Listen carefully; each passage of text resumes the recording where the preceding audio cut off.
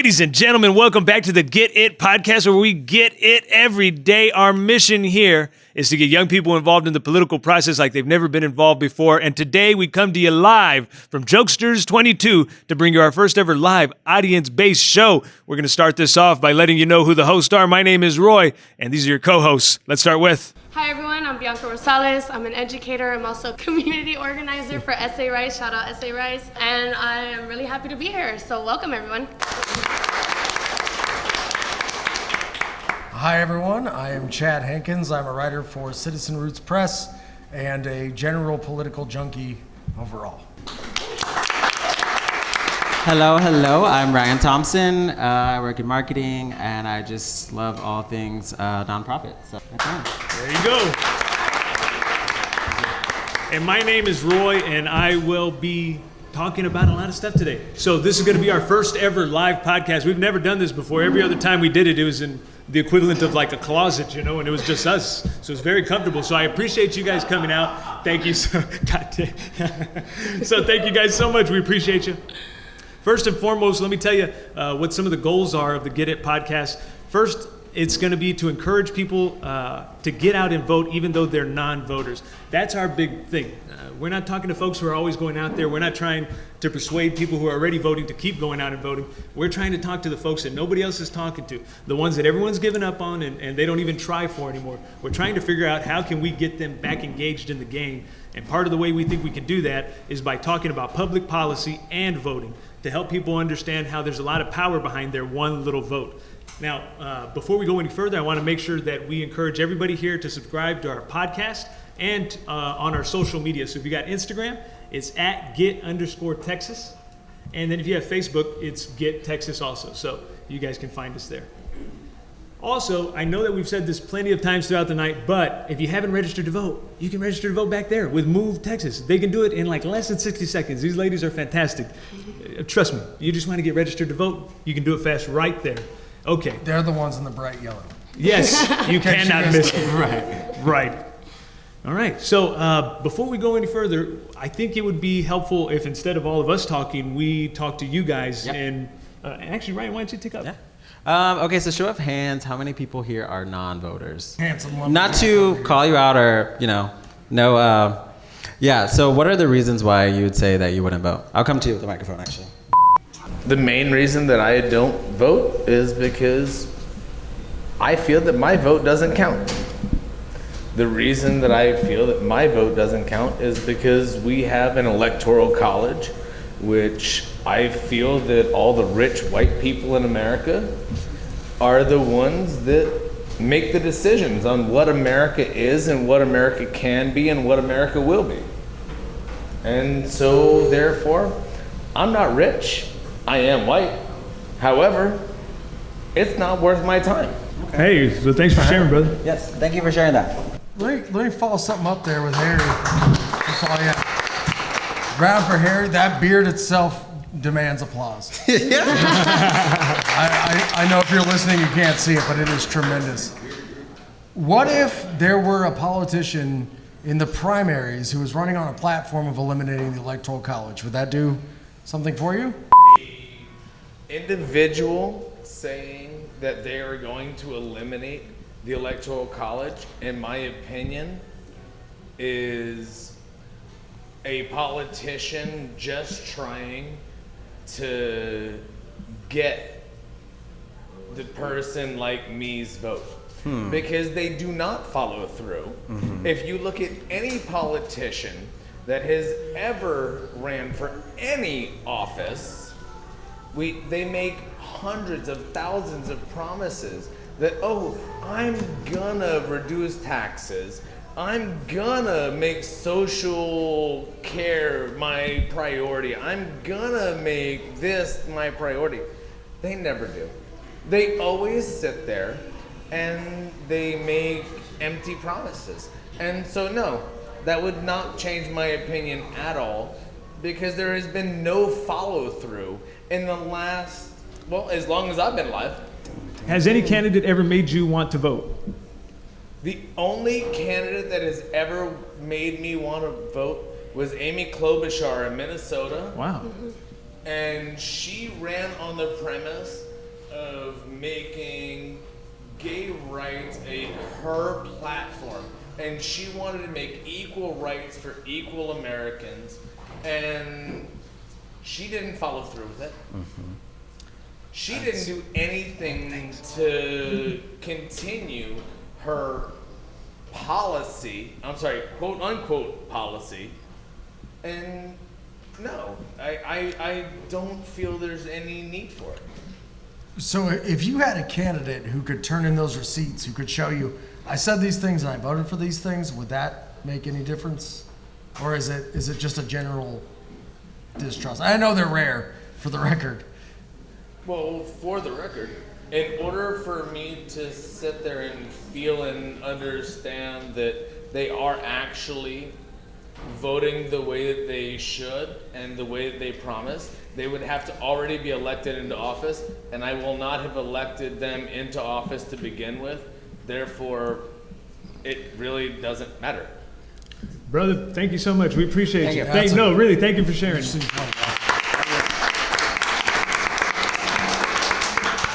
For the record, I've known Harry for about 8 years, and this guy has lived in all 50 states and has worked in all 50 states. Wow. This guy knows what's going on in America, I'll tell you that much.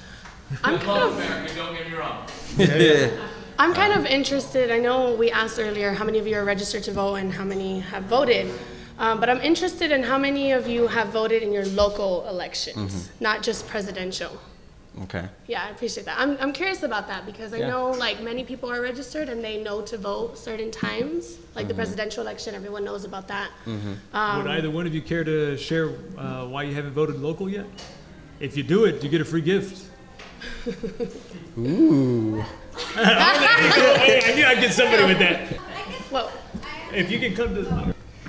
Just because I'm the type of person that needs to do research before I go ahead and take that vote. And to be honest, I usually don't do the research enough to vote locally in my own community. And that's the main reason why. Presidents, it's easier to get involved. It's very, broadcast. So you get to hear what they have to say. Local, it's harder, where you have to it's not as, out there. What would it take for you to get involved in the more local elections? I mean, honestly, it's just, more dedication, more time for myself. I mean, I just work a lot, so that's the main reason. That's true. When it's like president, I'm like, okay, well, I have to really, set aside time and to see what they have to offer and what they. Hey, well, they cool say. tool. Actually, over there, Move Texas, they got these slips that you can fill out, and they'll let you know about any kind of election that's going on whenever they're going on. It makes it pretty convenient, It's just a text. that's helpful. Yeah. Yeah. So if anybody's interested in that, please sign up in the back. Thank you for sharing this. Thank you so much.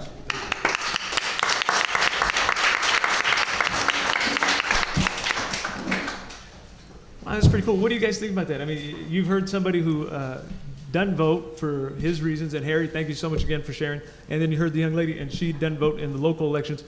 First and foremost, what would you tell Harry to try to convince him that voting is in his best interest? I think, so the comment about them not following up and not doing what they promised to do, that's the other part of voting, right? So once you make that vote and elect that official, it's up to us to hold them accountable and say, hey, here are the things that you promised, let's make it happen. Because the power isn't us, we have the power.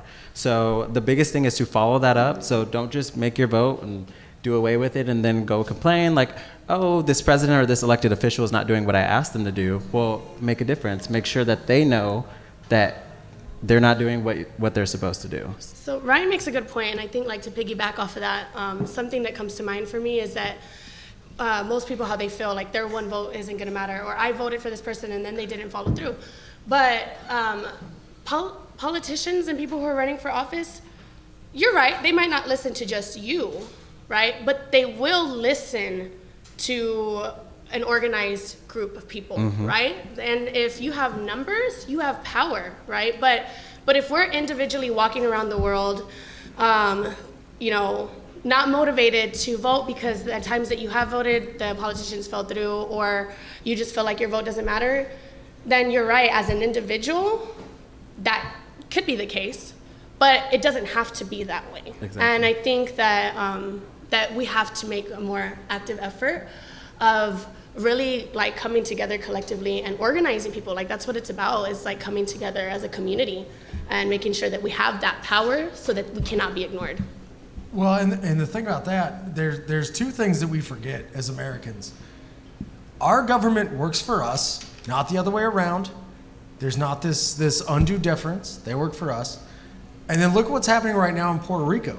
The governor is about to step down in Puerto Rico because of pressure from the people. And I know we've lost a little bit of sight of this, but Puerto Rico is a part of America. It is an American territory. And they're ousting their governor, who is the highest official in that area right now. And they're getting rid of him based on corruption because of pressure from the people as a whole.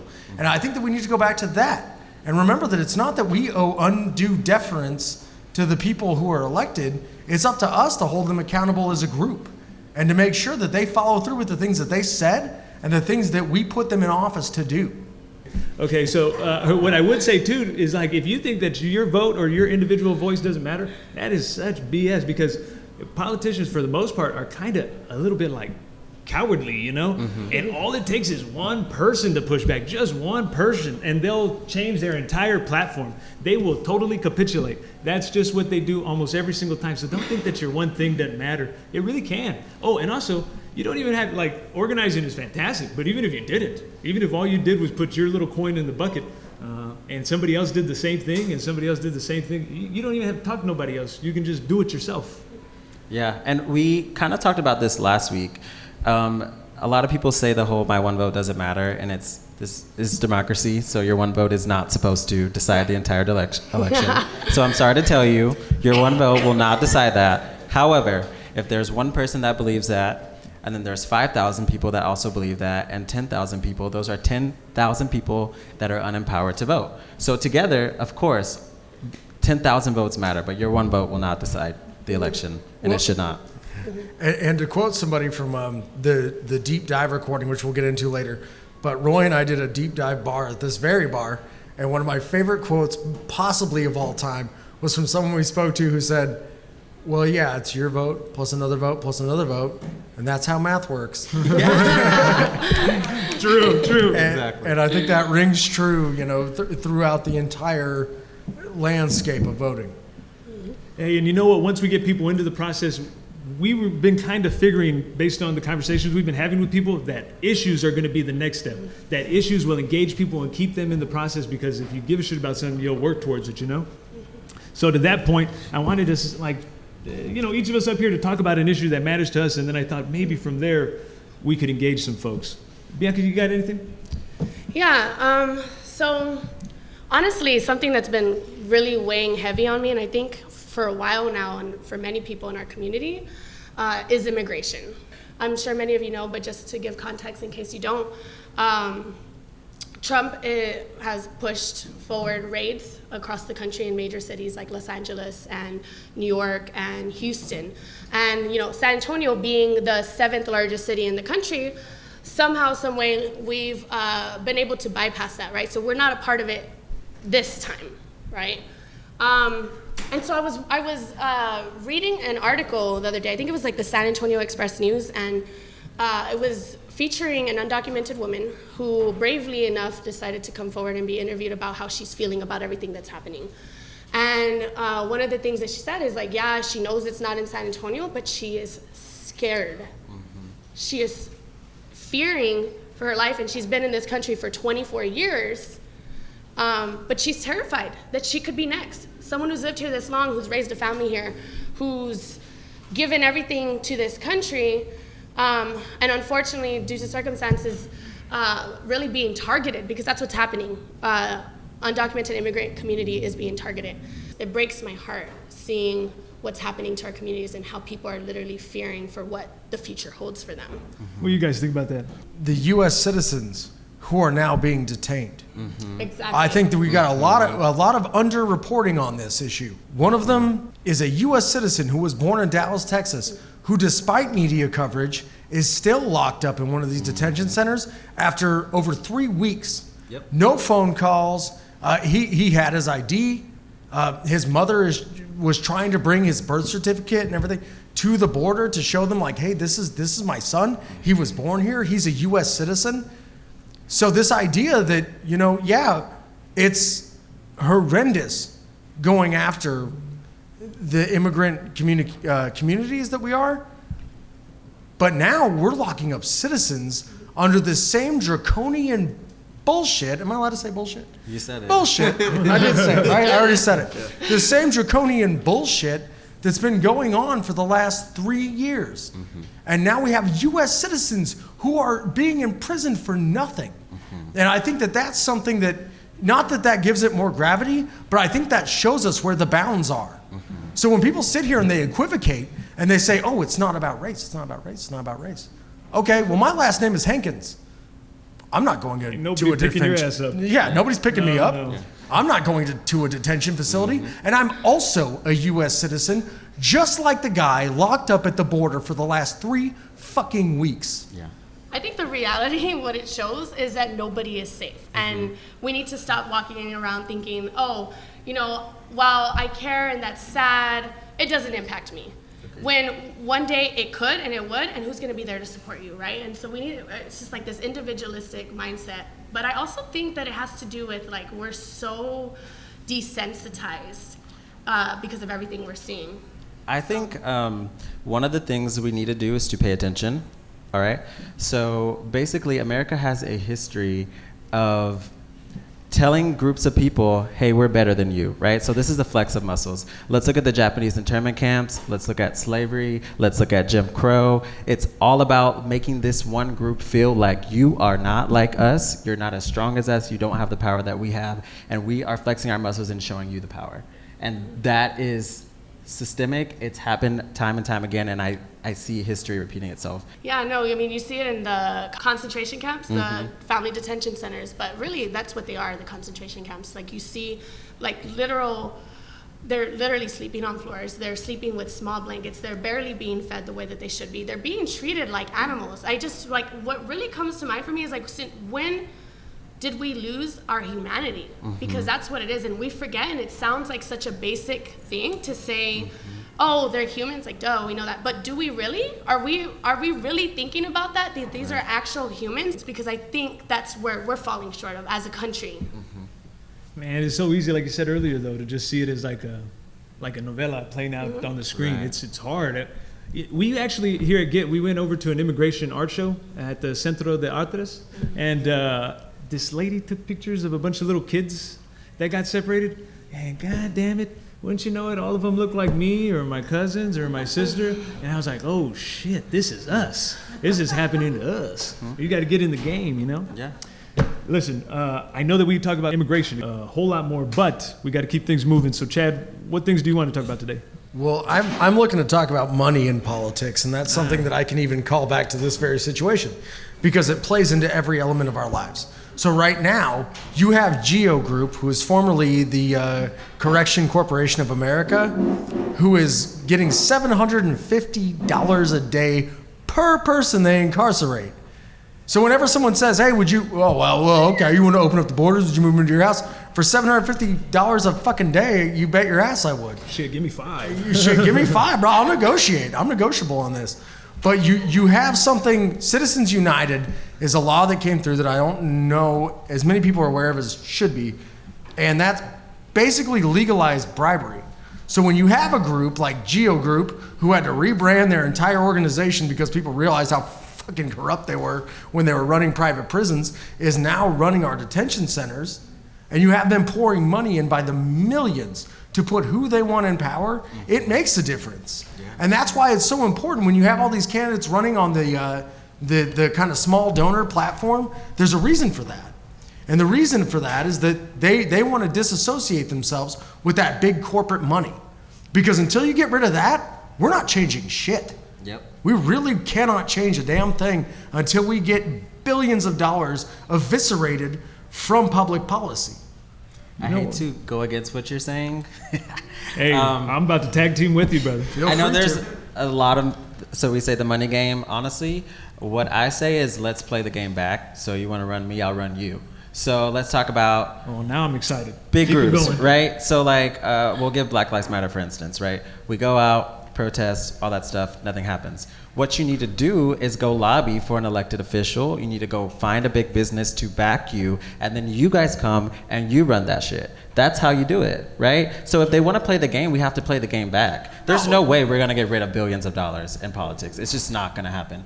Absolutely, we could. We can overturn Citizens United. But I understand what you're saying, and I actually agree with you to an extent. I think that you are absolutely right. Let's play the game back. Let's play the game against them. That's fine. I got no problem with that. Hey, man, what if I you're do have rolling a in problem shit, with, you're going to get covered in shit. Well, here's the thing, though. You think Black Lives Matter is going to raise the money fucking Walmart has for their lobbyists? You know what I mean? So if you overturn the entire law and you get rid of it altogether, it benefits everybody. If you play along, that's great, but you're gonna get steamrolled.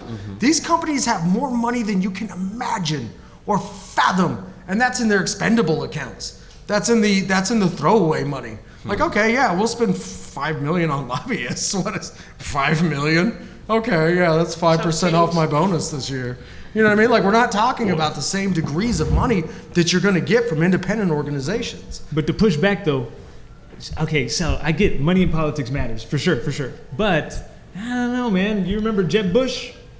Vaguely. Money didn't do shit for him. No. Yeah, exactly. That's what I'm saying, man. You know, he had more money than fucking Moses, and that guy couldn't get elected. Donald Trump beat him. Well, yeah, but Donald Trump beat everybody because he speaks like a populist. Right. So when it comes He's to a Jeb celebrity, Bush, yeah. who I was thinking about quoting earlier when you brought up something about the crowd, and I was going to. That's the first time anyone's thought about quoting Jeb Bush in about a year. It literally is the only For time. sure. It should be the last time. I'm too. desperate. I really want to be like, please clap. But no, Jeb Bush was a fucking joke, and his family legacy has not been going super great the last couple decades. Hey, he's still a man. And sure, and he has money behind him, but he didn't have corporate money. Because you look at this, the people who bought into Trump's campaign were the kind of investors who understand that he was going to win. They're not going to pay into Bush because he's also rich. They're gonna make an investment. You think that a company is going to put $2 million behind a candidate just because their big old hearts say they should? No, they're looking for a return on investment, and that comes in the way of the laws that they pass. So when you look at something like Jeb Bush, yeah, he would have been a corporatist tool to an extent, but he wasn't going to steamroll the election the way that Trump was. And when you realize that Trump had a combination of being a corporatist and winning the election handedly, you're talking about a guy who talks like a fucking populist, whether or not he is one, makes no difference whatsoever. He spoke like one, and he had corporate interests in mind. That's the pony you back. So who gives a shit about Jeb Bush? Wait a minute, even further I think to there's that more point. to the story, yeah. Yeah, because then right there, Donald Trump raised far less than almost all of his competitors. Yeah. So Donald- that tells me yeah. that money only goes so far. The other part of it is the people. The people are way more powerful than the money. Exactly. So to get discouraged by the money thing, and also, why can't they spend their money however the fuck they want? They can, but when you treat money as the same as speech and corporations are people, you've got a real fucking problem on your hands. Because I can't outspeak Walmart. I can't outspeak Amazon. When money becomes speech, that's when you lose your democracy. And to sit here and say, oh, well, he raised less. Well, because he didn't need to raise more. Because he had the fucking lead. He was going to win. Wait, but why? So Because you the people minimize- gave him the lead. Right. The people It wasn't a money back thing. It wasn't, yeah. Okay, it so wasn't just money. It was people as well. Because Trump Sure, it was on people the as well because he extreme- spoke like a corporate. Hey, you Or he guys, spoke like we haven't got a populist. chance to hear from Bianca on this one. I feel a little fucked up. Sorry. I'm just enjoying the conversations that are happening here. Honestly, what it comes down to for me, and I've already said this, and what it comes down to for me is like, I agree with like the power that people have. I'm telling you. I mean, when I said earlier, like we got to organize, I'm not saying every individual needs to organize, but but we do need to come together. And I think that like when it comes to, I actually agree with both points. So I agree that Citizens United needs to be overturned. It's not okay that money can have that much of an impact on our elections, right? But given the reality that we're in, because that's the reality that we're in, what's the next best, what's the solution here? What can we do? And the way that I see it, the way that I see it is we need to organize, we need to talk to people. That's the whole point of this podcast, right? Is that like we want to talk to people who aren't normally being talked to. People are tired of being ignored. And that's why they just let things go. They're like, I don't have any control. Why would I even try? But that's not true. The reality is, and I really truly believe this, is that the government and the people up there that have the money, that have the power right now, they don't want us to realize that we have power, okay? Oh, yeah. This system was not built for people of color. It was not built for low-income people. It was not built for black and brown bodies. It was not built for us, right? And they realized, I had a friend the other day who told me, well, you know, like, brown people are taking over. Like, eventually we're gonna be the majority. And I'm like, that may be true, but if we're not organized, if we're just like continuing to like, you know, be unorganized people who aren't having an impact, then it doesn't matter because we don't have money. We don't have the resources that the top 1% has. And as long as they have the resources, it doesn't matter if they're the minority. It does not matter because they're always gonna be the ones to win. But I do believe that organized people can beat organized money. It's just that we have to realize our power, and once we realize that, we're unstoppable. So that's just how I feel. Say that. Say that. Man, I like it when you're. Absolutely. I like that. That was cool. Absolutely. Man, I thought I was sitting next to AOC for a minute. That being said, I do want to ask one very simple question, and I do not want an answer from anyone right now, but I want you to sit on this for a minute, okay? If I give you one vote and my wife gives you $1 million, whose favor are you going to cash in? Shit, you already know where I'm going. I do. That's where they all go. Y'all ain't And I seen want me. everyone to just digest that for a minute. That's why we need to overturn that shit. Hey, that's a fair point, Chad. Actually, that was pretty good. I agree with you at the end there. I know, I'm super smart. I was saying, he practiced that. Smart He was and like, I got this in the bag. Look, watch this. All right. Listen, we've got a lot of cool stuff. Does anybody out there want to talk a little bit about the immigration thing, throwing your 2 cents or money in politics? If you got anything to say, oh, look, hey, that didn't even take that long. I didn't even have to bribe you. Hey, whoever I bribed earlier, I don't have a gift, but just we'll figure something out. I was going to buy a drink, but I guess. So, talking about U.S. citizens, so I was detained by ICE What? 2 weeks ago at the Tijuana-San Diego border. You just got to be aware. If anything, they want to play on your fears. I couldn't make my smile match my passport or my state ID, so they felt it was fake. Wow. I'm very lucky that I have a very well politically connected uncle who was a senator, and I'm very lucky that I have really good connections to people in office, but most people aren't. And the one thing that my cousin kept walking because he knew that if he did anything, they would say anything to him. So I just want to say, everyone out there, like, be aware and don't act afraid. That's what they're hoping, is that you will act afraid and you'll react, and that we react the wrong way, because that's how that is then how they make, you know, us look like murderers and rapists and criminals, is by reacting the wrong way. Hey, brother, I got a question for you. Yeah. Okay, I know you said not to act afraid when they're there. I'm with you, but between us, were you actually scared when they were fucking with you? Because What? How? I mean, so like Between us, it's a fucking podcast. I was trying to create a level of intimacy. Sorry, you're right. Yeah. No one's gonna hear it. I wasn't, because like that wasn't the first time I've dealt with that type of people. When I'm on the. But wait, this guy's got a gun and handcuffs and backup? Yeah. None of that terrified you? I'm not afraid of that. One, like I said, I'm lucky to know the people I do and to be connected the way I am. I knew my rights. But secondly, I'm a very strong believer that in the end, truth wins, but you really have to speak your truth. And I was born in this fucking country, and like, sorry, sucks to be you, lady. And she actually she's not working right now, so. Good. Hey, all right. Another one bites dust. Thanks, man. People need to be held accountable. So I'm glad to hear that somebody was being held accountable, but it's not just that one person. So we need to remember, it's an institution. But speaking of rights, really quickly, someone in the audience said because he knew his rights. First, I want to say is that you do have the right to say that you want to speak to an attorney. undocumented or not, you have that right, okay? And so it's important to remember that.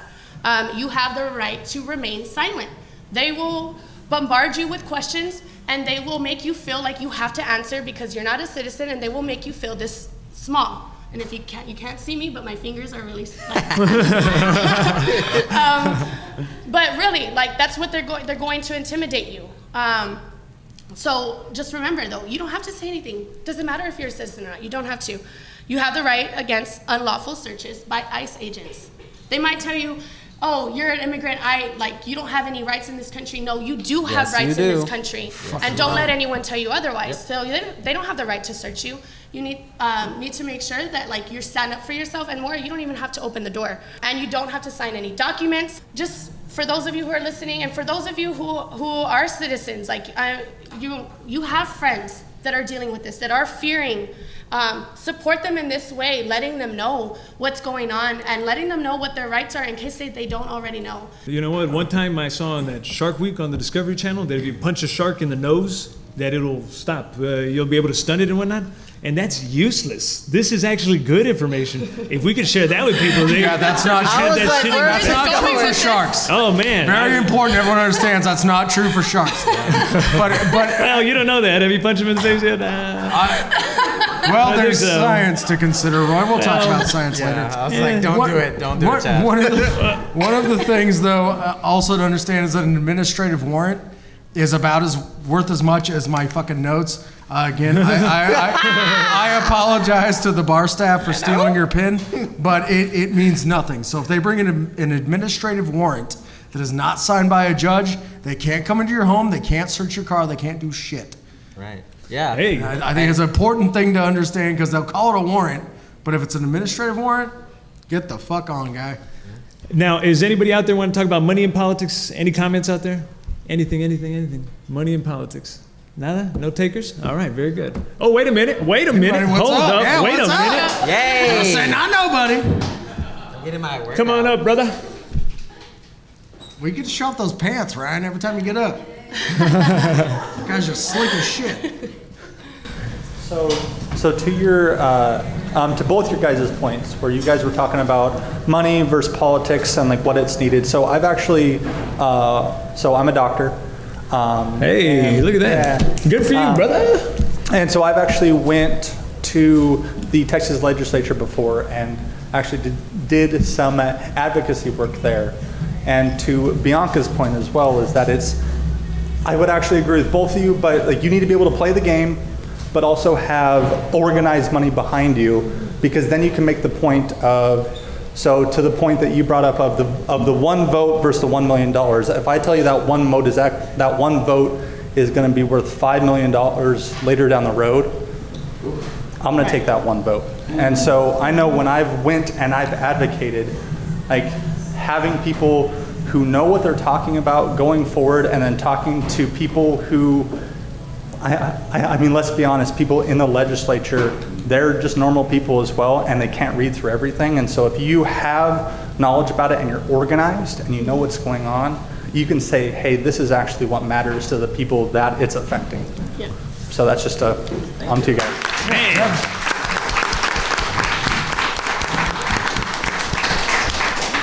Now, Saga continues. Just for those of you in the crowd, he's got a wedding ring on. Calm down. How did you look for that first? Hell yeah, I did. Just that you heard doctor, you were like, let me take a look. Yeah, he said doctor. See what's happening over there. I took a peek at that ring for you. What's up? What's up? Can we hook something up here? Hey, but, ease up, cowboy. I definitely agree that $5 million down the road is an incentive.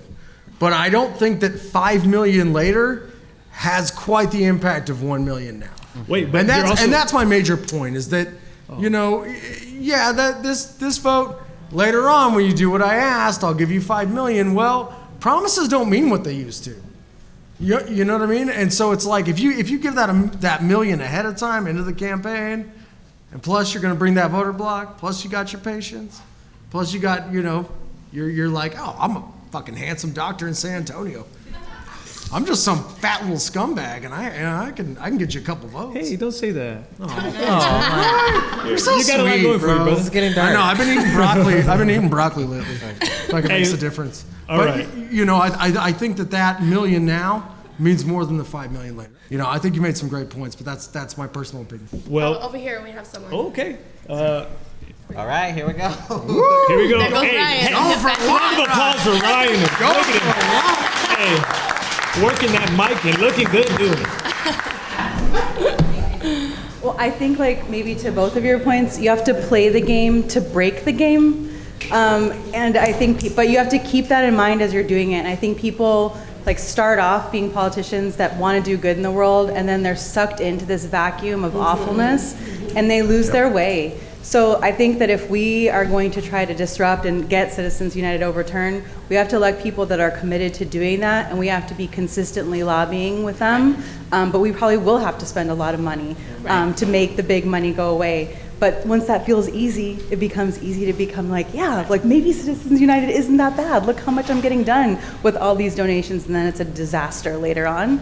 So it just makes me think about like, how do we stay in the long game as voters? And I think if people want to feel their power in an election, there's no better place to do that than in a local election, because the mayoral race here was decided by 1,000 votes. Exactly. So organized power and very little money has a lot of influence, and on your daily, day-to-day life, it's the most powerful election to participate in. Thank you. Absolutely. What?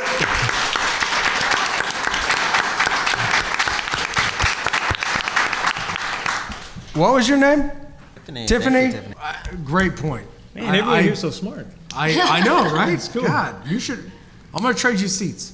No, I absolutely agree with you. I think that you have to have money to get money out of politics. But I also think that we've been shown recently that at $26 a time, 26 a piece, you can start some sort of real momentum. And that's based off of volume. And it's not based off of that one person. It's not based off of that Jeff Bezos who writes that one big fucking check. It's based off of us getting together with a collective understanding of like, we're tired of being just ground under the boot. And so we're going to get together and we're going to use our limited resources, but as a collective, they become much less limited, and we're going to change things. And that's... Yeah. She snapped, everybody. Man, Chad and Bianca, you guys had some fantastic subjects. Great job, you guys. All right, so we're out here at Jokesters 22. Ladies and gentlemen, thank you so much for listening, but we're going to take a short break so everybody can refreshen their drinks and take a couple of smokes. I think we got a couple of smokers in the crowd. All right, we'll be right back. You guys stay tuned for part 2 of this. It's going to be an even more dynamic conversation. Thank you for listening to the Get It podcast, where we get it every single day. Great.